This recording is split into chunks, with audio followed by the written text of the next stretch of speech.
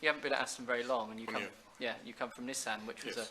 a bit more of a mass market kind of Yes, very much product. so. Yes. What's the differences from your time there to so far your time at Aston? There are an amazing amount of similarities and there are an amazing amount of differences. So in terms of similarities, obviously the way that you develop a motor car, the way that you sell a motor car is the same, and even the same acronyms often used. The difference, of course, is in scale. Nissan used to make 6 million cars a year. Aston makes 4,000 cars a year, so it's a huge difference in scale. And in consequence of that, I would say there's a lot more flexibility in Aston Martin than there was in a bigger company, and you have to use it to your strengths because you don't have the cash sitting behind you. You have to be agile. You have to basically be much more innovative in the way that you use the talents that you've got around you. So that's the key difference. Look for your specialism. In Aston Martin's case, of course, it's hand-built cars. Sports cars, so fantastic handling, but when you boil that down to where's the real outstanding level of, where's the world-class level of expertise, for us it's in the use of aluminium and the bonding of aluminium and in the use of carbon fibres and other exotic materials like magnesium.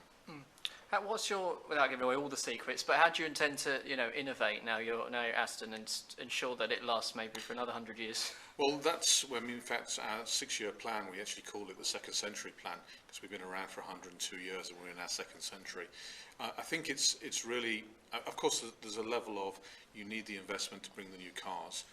But I think what's important is that you continue to invest, and perhaps one of the reasons that Aston hasn't worked in the past, and it's been bankrupt many times, is that there's been one round of investment, it hasn't been followed up, and you need to follow up. You need this continuum of investment.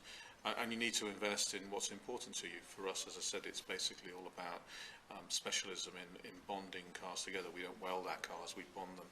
They're lightweight, they're aluminium, they use carbon fibre to a level I've not seen used in the car industry before.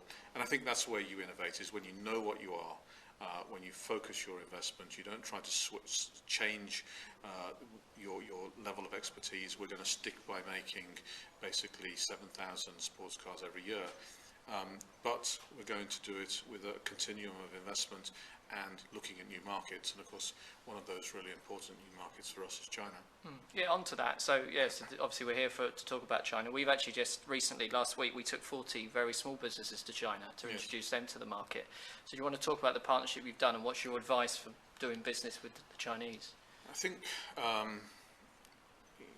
lived in Japan for 13 years. I worked with the Chinese through a joint venture that my previous company had, and I set up a company in Hong Kong.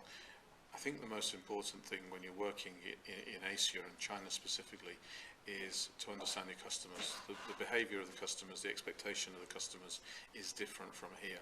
So not assuming that the customer is just like the customer you sell to in the UK is really, really important. Having big ears and small mouth, basically listening to those needs and translating those needs into basically how your customer handles your product. I'll give you an example. The majority of cars that Aston Martin sell worldwide are two-door, two seats. So the DB9, the Vantage, the Vanquish. Interestingly, in China, more than 60% of our sales are with the Rapide, which is a four-door, four-seat car. And that back seat is much more important to the Chinese customer, because if you're buying a 3 million RMB car, then normally you're going to be sitting in the back and not sitting in the front. If we approached it from a normal, UK behaviour, that our customers always drive our cars. But in China they sit in the back, and you've got to be able to recognise that, and you've got to pay attention to it, and that's the reason today that we've talked about the investments being made by Chinese companies. That's helping us to adapt our projects, adapt our products to Chinese needs. Obviously, there's the James Bond link as well. We've got a new film coming out. I'm intrigued. When the new films come out? I mean, this is your first experience of that, but what impact does that kind of association have on the brand? It's obviously huge. I mean, we've been in half of the James Bond movies over the years, but I would say that we're the brand that's most closely associated with the car that James drives.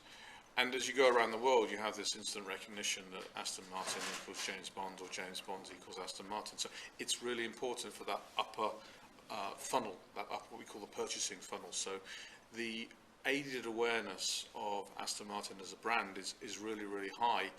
For example, in China, because everybody recognises it as James Bond's car. What's important then is that we work on the next step of the funnel, which is familiarity, overall opinion, and then to purchasing consideration. That's key, and so James gets us into the mind of the customer.